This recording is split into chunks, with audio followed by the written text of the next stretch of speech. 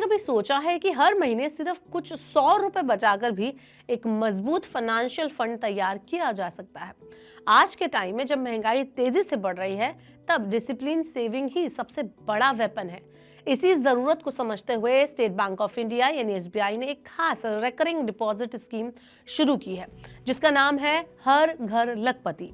ये स्कीम उन लोगों के लिए है जो बिना ज्यादा रिस्क लिए धीरे धीरे बड़ा अमाउंट बनाना चाहते हैं। एसबीआई की हर घर लखपति एक स्पेशल आरडी स्कीम है, जिसमें निवेशक हर महीने छोटी छोटी रकम जमा करके 1 लाख रुपए या उससे ज्यादा का फंड तैयार कर सकता है। इस स्कीम में सामान्य नागरिकों को मैक्सिमम 6.55% सालाना इंटरेस्ट मिलता है, जबकि सीनियर सिटीजन यानी कि वरिष्ठ नागरिकों को 7.05% तक का ब्याज दिया जा रहा है। सबसे आकर्षक बात यह है कि अगर कोई व्यक्ति 10 साल तक हर महीने सिर्फ 610 रुपए जमा करता है, तो मैच्योरिटी पर उसके पास करीब 1 लाख रुपए की राशि जमा हो जाती है। अगर आरडी को इजी लैंग्वेज में समझे तो ये बिल्कुल गुल्लक की तरह काम करती है। फर्क सिर्फ इतना है कि यहाँ आपकी जमा रकम पर बैंक आपको ब्याज भी देता है।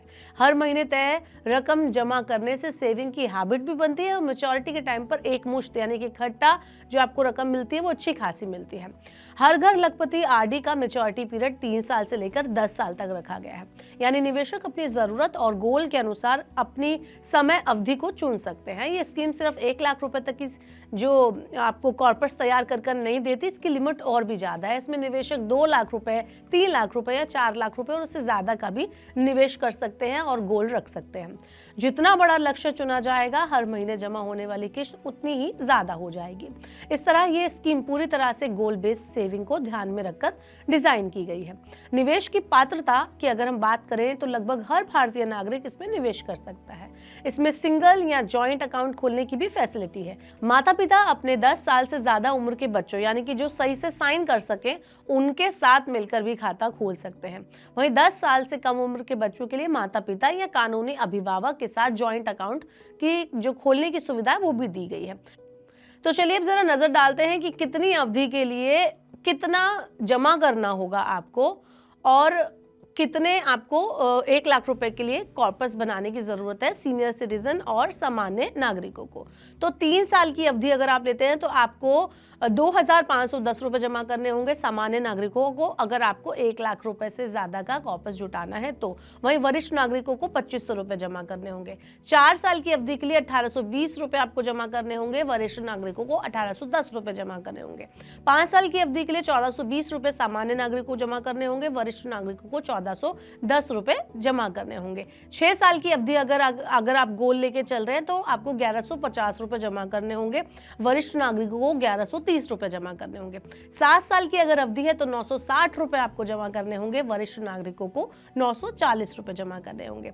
8 साल अगर आप लॉन्ग टर्म के लिए सोच रहे हैं तो 810 रुपए आपको जमा करने होंगे और 800 रुपए वरिष्ठ नागरिकों को जमा करने होंगे।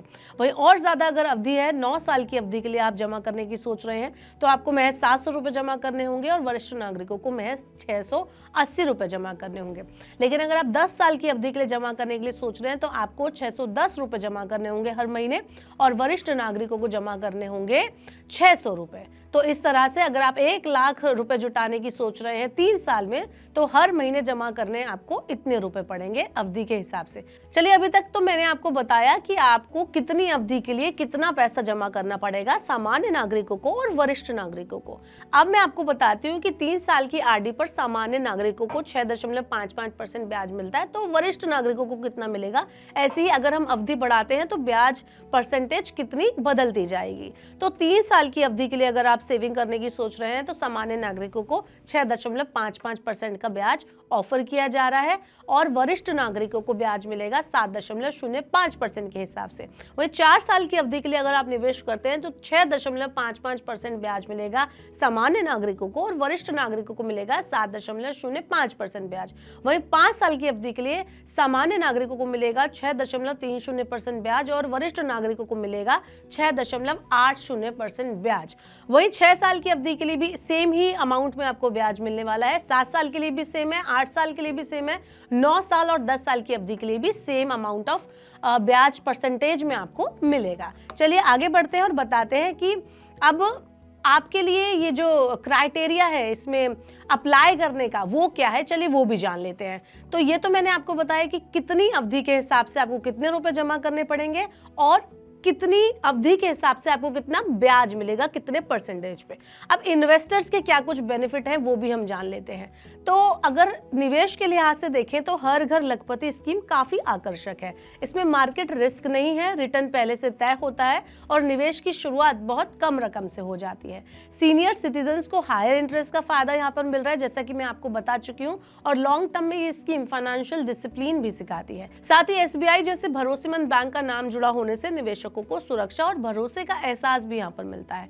कुल मिलाकर अगर आप बड़े निवेश की बजाय छोटी छोटी नियमित बचत से भविष्य को सुरक्षित बनाने की सोच रहे हैं तो एसबीआई की हर घर लखपति स्कीम एक मजबूत ऑप्शन साबित हो सकती है। स्कीम ये साबित करती है कि सही प्लानिंग और कंसिस्टेंसी के साथ हर आम आदमी भी लखपति बनने का सपना देख सकता है और उसे साकार भी कर सकता है।